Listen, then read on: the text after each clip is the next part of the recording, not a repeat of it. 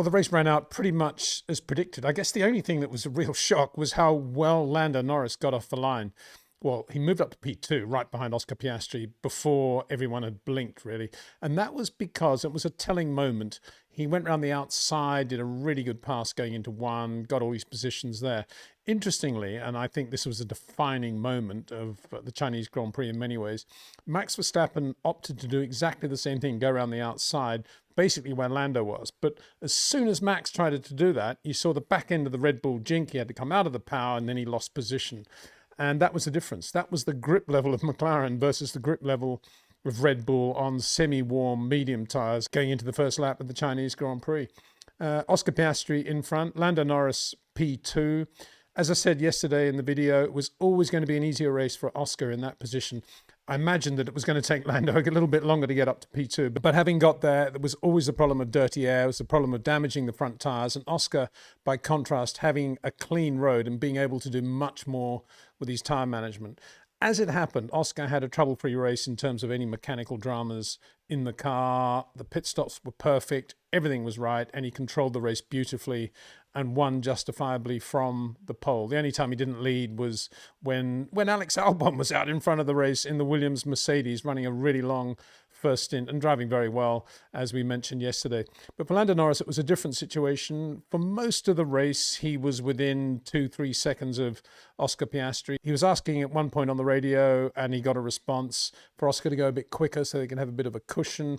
They were urging Lando to save it all for the last phase of the race, the last 10 laps or so, when if he had fuel, if he had tyres, he could have a bit of a race with Oscar.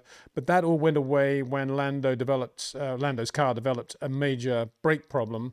Retardation was no issue initially. It was in the last couple of laps, but the brake pedal was just getting longer and longer. And of course, that's very disconcerting for any racing driver, even Lando Norris. And so Lando backed away, cruised into second place. Great win for McLaren, a 1-2, even with a mechanical problem, and even with Lando not starting on the front row of the grid. Of course, this does raise other issues as we go forward. We've had 2 Grand Prix now. The first one by Lando, obviously. The second by Oscar. A little bit like the old McLaren Can-Am days, the Bruce and Denny days. And as I said, all winter, the biggest problem Lando Norris has got this year, if he's to become world champion, is how he's going to beat Oscar Piastri. And on this circuit, at this weekend, with Lando not having a very good Friday or Saturday, and Oscar, by contrast, starting himself in really well, the race is on between these two. And Formula One fans, I think, can sit back and savour what we're going to see ahead. But from McLaren's point of view, it's nothing like as clean as when, say, Ferrari had a dominating car with Michael Schumacher and they always had a Rubens Barrichello or Felipe Massa in the other car. Not that they were slow, it's just that we know the contractual obligations they were under. That's not the case at McLaren. There's going to be a lot of racing. And one thing's for sure, having smelt the red meat, now Oscar Piastri is going to be thinking World Championship. He's a racing driver, and of course, that's going to be in his blood. George Russell, excellent P3 for Mercedes, drove really well, looked after the tyres. It was not an easy race in terms of tyre management, but he was a strong third throughout. And in the early phase of the race, quickly pulled away from the Ferraris and Max Verstappen. So really good drive by George, well deserved. Mercedes and George also drew the praise of Charles Leclerc, who was closing on George at one point before the tyres went away, 2/3 of the way through the race, talking about how good the Mercedes traction was on that long right-hander leading onto the back straight. So that augurs well for Mercedes as we get to the next phase of the circuits. Lots of traction episodes in circuits coming up throughout the year, really. So that's a really good sign for Mercedes. And looks like they've got a pretty good grip and balance as well on the car. Not in the McLaren class in terms of overall downforce, but nonetheless a big step forward from where they were last year. Something that Lewis Hamilton, although he did win the sprint race, should never forget that yesterday, will probably be thinking about on the flight home how good the Mercedes is now relative to McLaren. As for Ferrari, a disappointing day, you can say. I think the car was probably better than the results looked. Lewis Hamilton, on the back of that sprint race, buoyed up, confident, was actually not that impressive in the race. He didn't seem to have anything wrong with the car. There was that incident with Charles Leclerc, going into a second on the opening lap, but I don't think it damaged his car. But he was under pressure from Charles for a lot of the first phase of the race, and then ceded position to Charles, and was then asking on the radio where he could pick up a bit of pace, and eventually came in for a second set of hard tyres towards the end of the race. So he lost grip. He lost a lot more grip than Charles Leclerc, even though Charles Leclerc off the line and qualified alongside Lewis, remember, even though Charles Leclerc on the second corner of the lap, which is effectively the tightening part of turn one, had a collision with Lewis. Now, whether this is a portent of things to come as the season progresses, put two drivers like that together and there's always going to be an issue, for sure, as we've been talking about for many, many months now. Charles Leclerc was down the inside going into two, going very well, very good start, did well. Lewis is on his outside on the left, taking his wide approach into turn two, and just came across in front of Charles and took off Charles' left front wing end plate. Both drivers, interestingly, said, "I've just been hit." They didn't actually say they'd been hit by their teammate. And Charles continued, lost a bit of momentum, obviously, but he was behind Lewis. But then very quickly showed that he had just as much pace as Lewis, if not more, even though he didn't have a front wing end plate, left front wing end plate. About 20 to 30 points of downforce lost. And bear in mind, a lot of the corners in Shanghai are right-handers. And I guess, that's where that front wing end plate would have more, the loss of it would have more impact than through a left-hander. And so Charles, got to say, drove absolutely superbly. The big question mark is why they didn't change the nose section in his one and only pit stop. It was a one-stop race for for all the front runners and for most of the other runners. They didn't change the front wing, and he did the whole race with that broken front wing. And that's because with the new nose on the Ferrari, the way it is, it would have been too much time loss. And he wasn't actually that much slower anyway, which I guess is a bit of a question mark for the aero department in Ferrari. You can be that quick without a front wing end plate on the car. Maybe the front wing end plates aren't doing what they should. Anyway, they're pretty templated there anyway by the regulations. So it was a great drive by Charles. He got past Lewis when they told Lewis to cede position, which obviously Lewis didn't want to hear. The winner of the sprint race, confident, full of confidence, surprised that he's not quicker, surprised that Charles all over him. And he responded, as racing drivers do, well, time to get a bit closer. Even though at that stage, Charles was in DRS zone. But then he did let him pass going into the hairpin a lap or two later. And Charles pulled away. At which point, Lewis got on the radio, says, "Okay, tell me where I'm losing ground. Where am I slow?"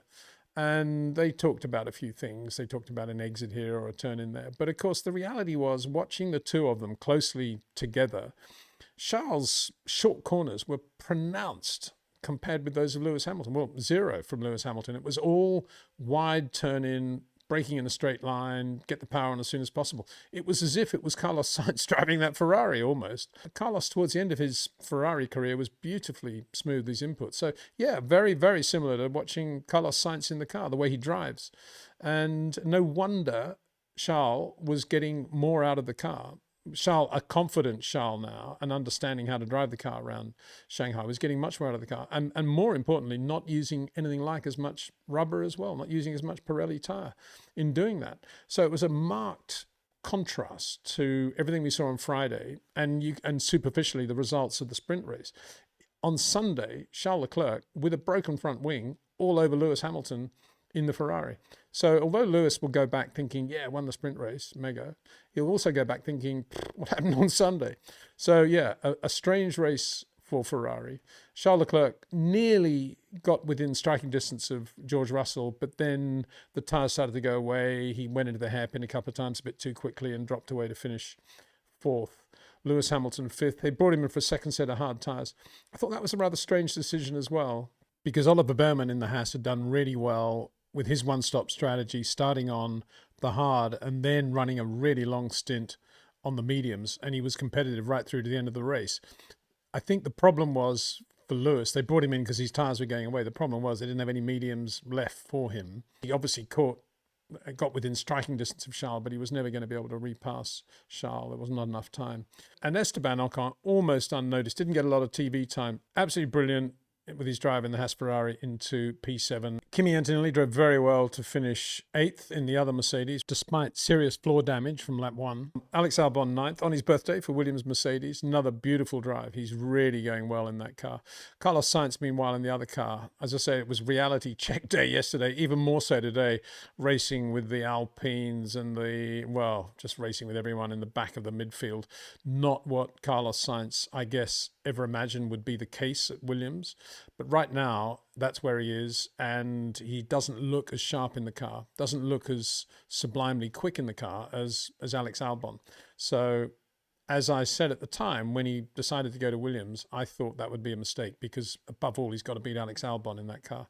That was never going to be easy. And I can't imagine Carlos Sainz enjoyed his day of Formula One at all in China, or his 3 days of Formula One in China, because he had 3 bad days. And then finally, 10th into the points, Oliver Bearman drove really well. Forget about Australia. Just a great drive by Oliver Bearman on those medium tyres, passing people, saying ciao every time he passed one. Nigel Mansell-esque sort of, down the radio. Nigel would say, as if he was half asleep, something like, come on, out of the way, thank you. And Oliver Bearman was just ciao. Well, after all, of course, he has driven for Prema for quite a long time, so I guess his Italian's quite good. So yeah, great drive to have, and great result for Haas to have both cars in the points as well. Something that could not be said of the likes of Aston Martin, who lost Fernando Alonso very early on when the brakes set themselves on fire. Lance Stroll drove very well, I thought. Long stint. Didn't get back into the points, but he was aggressive and he was there making the tyres last for a long time. He eventually finished 12th. Pierre Gasly 11th in the Alpine. Yeah, Alpine were there or thereabouts. Scratchy race for Jack Doohan in traffic, got a few penalties. Pierre, very resistant when anyone was behind him. But of course, in these days of DRS, you can only do that for a lap or two. So Alpine's still a long way to go in terms of grip and balance and making the tyres last. Isaac Hadjar had qualified so well, faded a little bit in the race, while his teammate Yuki Tsunoda, who had also been really good on Friday and Saturday, had a really strange element break on the front wing on the straight, just broke away. Very unusual to see that, given that a lot of that front wing is a templated design. So as I say, it's a little bit like the old Can-Am series, for those that can remember it, the Canadian-American Challenge Cup, when the beautiful McLaren M6s, M8s used to go out and dominate orange McLarens. They're orange again now, which is good to see. And it was either Bruce or Denny or Bruce, and they'd race one another. I don't think they ever actually touched one another. They never really had any dramas, but it was incredibly close racing for a long time. And I think that's what we're going to have in 2025. So roll on the next round of the World Championship in Suzuka. Can't wait for that wonderful circuit. McLaren will absolutely fly there, but a really interesting battle looming between Oscar and Lando. That's in 2 weeks' time, but we'll be doing some live streams and other video between now and then. Looking forward to that. Thanks for watching. Take care.